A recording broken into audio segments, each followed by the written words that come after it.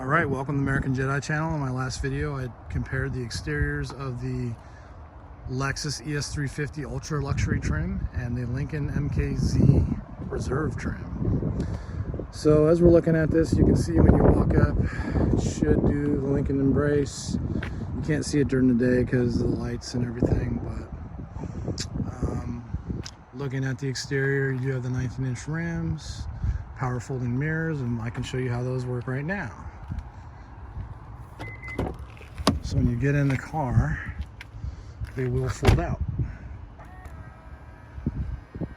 like so. So let's look at the interior. You do have a passcode entry, so if you wanted to leave your keys in the car while you go for a run or whatever, that's in there. Let's look at the door panel. This is all leather from the top to the bottom, except for the wood trim and the metal piece there. This does have the upgraded Revel sound system. So you got 14 speakers. There are 3 sound systems available. The bass, which I think has 10 speakers, and this one, which has 14 speakers, and then you have the Revel Ultima, which has 20 speakers. So as we look through this, pretty standard door panel. You got your pocket there. You can hold a water bottle or whatever. You got your 4 up and down arrows. You're locking the windows. Your folding mirrors and your mirror adjustments. So as we look down here, you got your pedals, your hood opener, pretty standard leather seat. These are the multi-contoured seats, so they do massage you as well. And you can also, there's also so many options on how to set your seat just the way you like it. And you can actually pop up the multi-contoured option on your screen by just touching the lumbar support button. All right, as we get inside,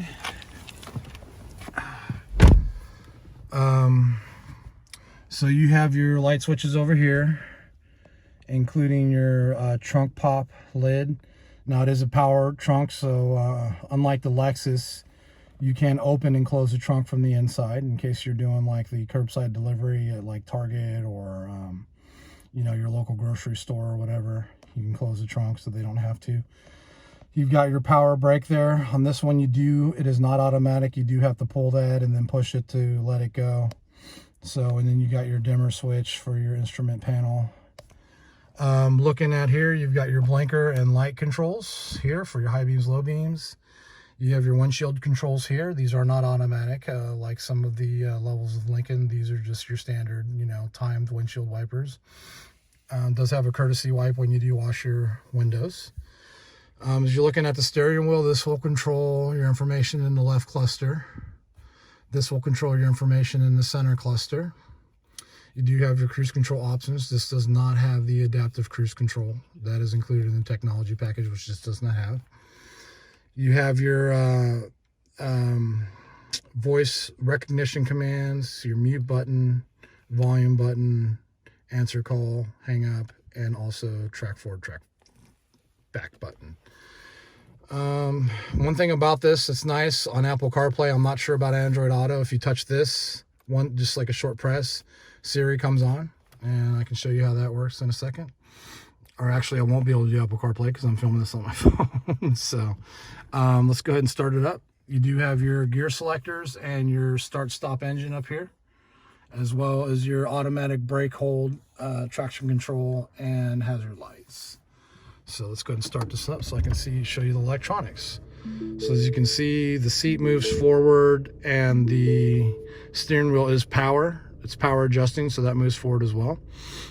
This does have a sport mode, which you can use these paddle shifters on the left and right to shift your gears. Now you can see, let's show you the instrument cluster. Now I'm going to use the buttons on here to kind of shift, you know, around. As you can see, the standard setup I have right now is a tire pressure, which I always like to watch just in case I hit something and I can notice that the tire pressure is going down. You have your fuel gauge, you have your RPMs, and your speed, and also the speed shows up in the center, but you can change the left screen and the center screen to whatever you want. So I can show you all the options on this screen. You have your options to turn on and off all these things here. So this blind spot obviously is on your mirrors. It shows you if there's someone in your lane next to you. Cross traffic, Shows you when you're backing up, it'll beep if there's traffic that's coming across. Tire monitor, you just go down to that and select it. Rear parking aid is your sensors. So as we go through all these options, obviously trip 1 and 2 is going to be, you know, if you want to set up your trip and see, like, you know, your miles per gallon, how many miles you've driven, and that's actually current for me. That's how long I've driven the car or had it on, and that's my miles per gallon. That's average city and highway driving, so I'm getting about 24, 25 miles per gallon. Fuel economy, you can see that on here. You can reset it, obviously. Driver assist was the stuff that we were just in. Settings, there's a plethora of vehicle settings in here if you want to change. So this does have the adaptive suspension, which has comfort, normal, and sport suspension. So handling in D, I got it in comfort.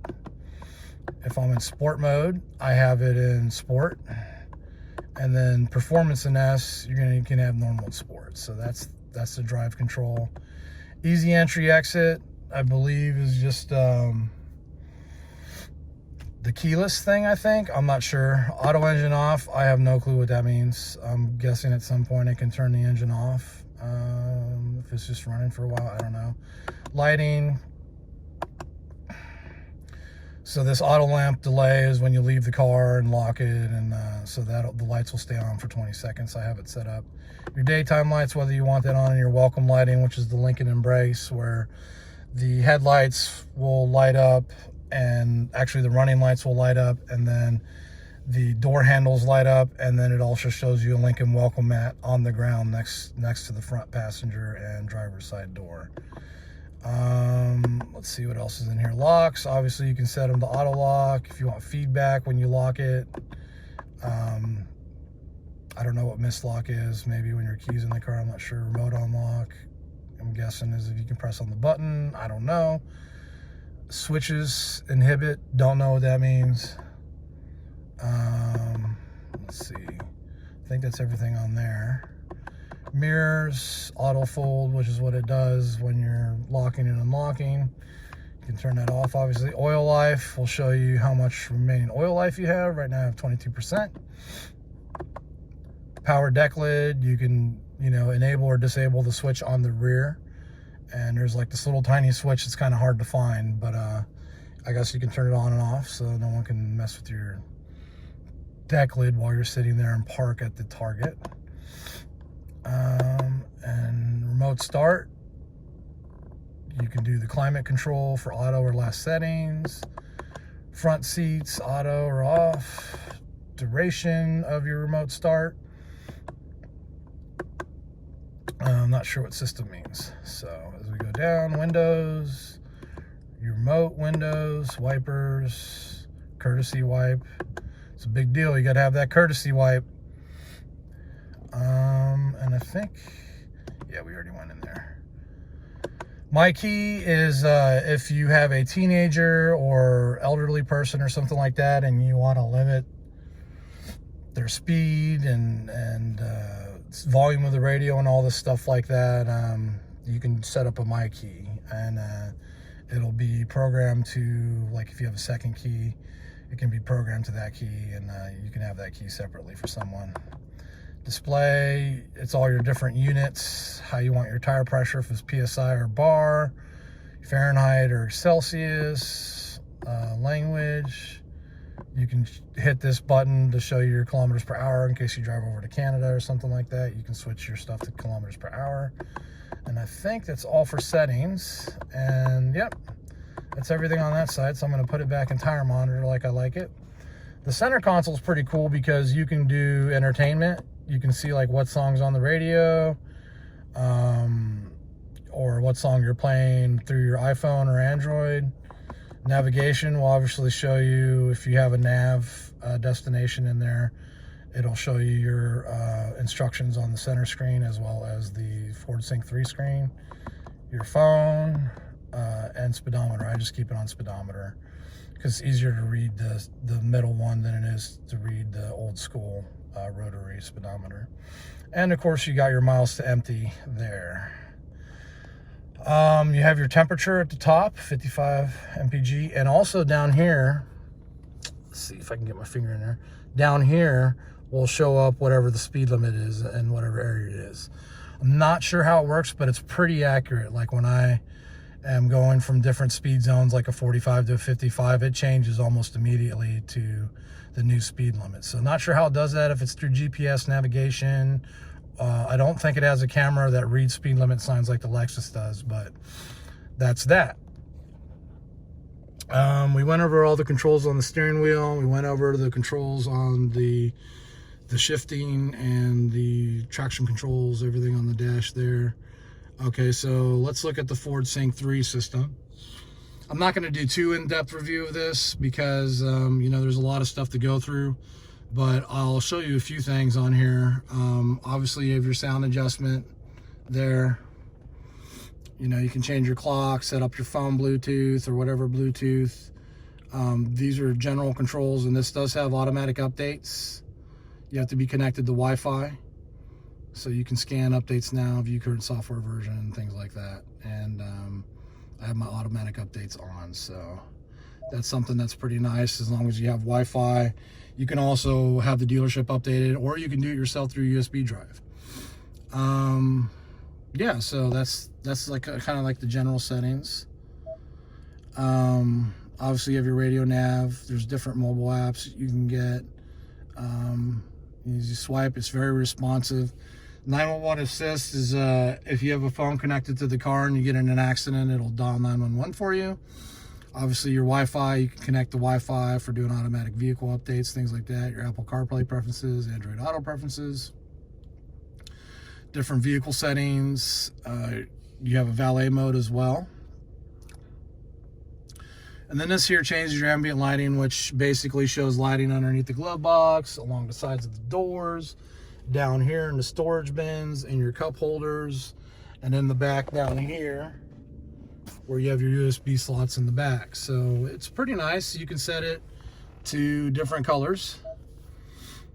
All these different colors. I have blue right now, so I was thinking of doing green because the outside of the car is green, but I don't like really the green, you know, ambient lighting, so I just leave it on blue.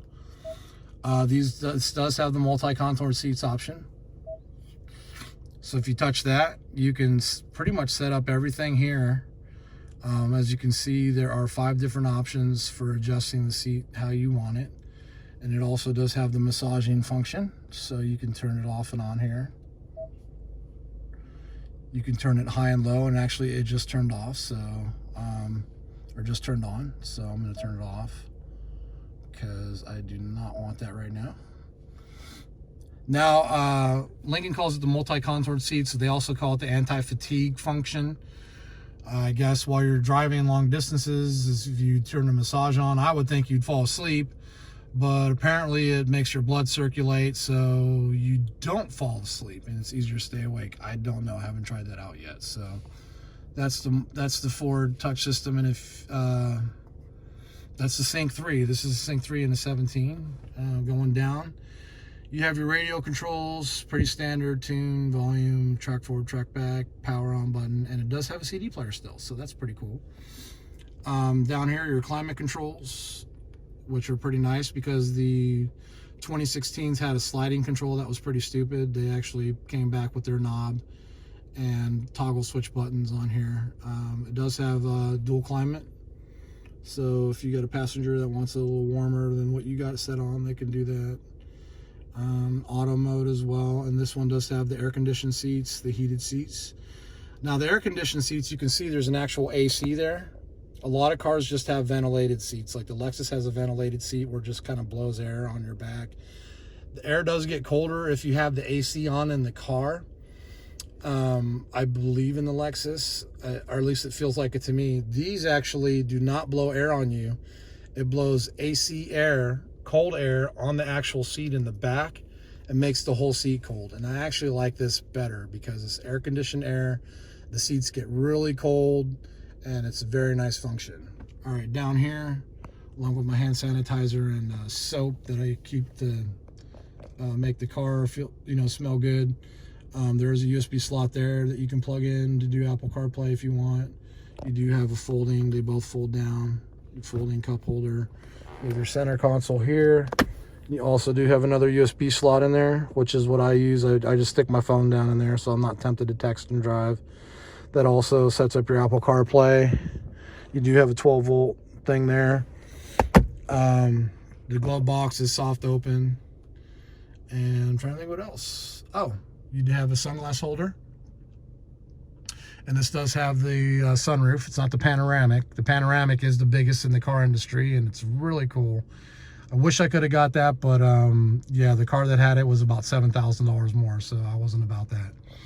And you also have your HomeLink garage door opener system. It's pretty easy to program. You just hold your garage door opener here while you're holding the button, and you hold this button down at the same time, and then they talk to each other, and then it's set up.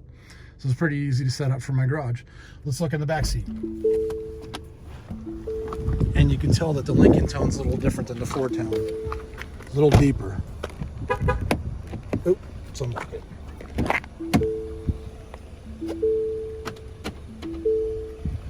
Alright. Now getting in the back seat, I'm going to sit behind myself, but as you can see, it's still leather here. You've got 2 speakers on the back here, a tweeter, and another speaker down there. You do have a big speaker in the back as well, like a big sound bar. You do have your hooks for your baby seats. These seats do fold down 60/40. Very nice leather, very soft. Let's get in. I'm going to sit behind myself. I'm 5'11", so as you can see, my knees aren't quite touching the seat behind me, so I can sit behind me pretty comfortably. Yeah. So you do have your map pockets here. Nice little feature down here is you have not only USB ports, but you also have a 110 outlet here. If you want to plug in, you know, something that just has a 110 plug.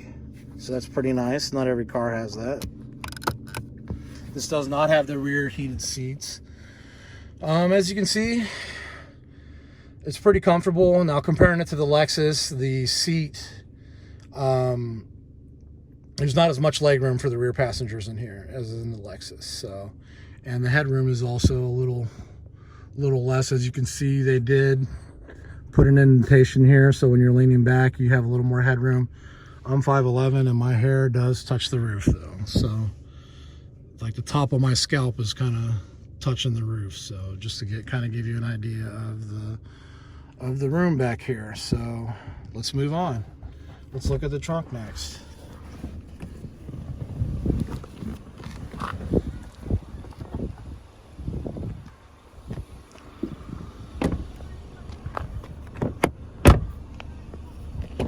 All right, let's pop that trunk.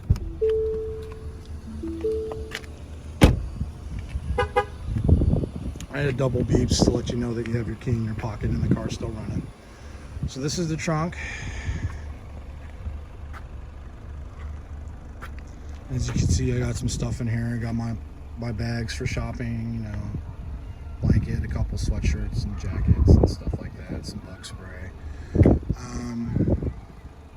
Yeah, so this is the trunk. The seats do fold down. It's a pretty big trunk.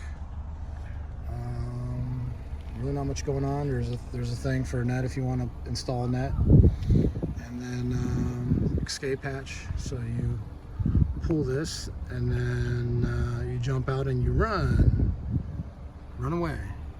And then here is the button to close the trunk. Now, so there's 3 ways you can close the trunk and open the trunk. You can do it from the inside of the car. There's a button on the back here, which I'll show you in a second. And then there's also the key. You can use the key to open and close the trunk as well. So let's go ahead and close that. You can see Lincoln MKZ 2.0T. Now, so as you're looking at the back, you're like, where the heck is that button? It is right here to open and close it. All right, so that's pretty much for the interior of the Lincoln MKZ. And keep watching, as I'll do my next video will be on the Lexus ES350. Take care.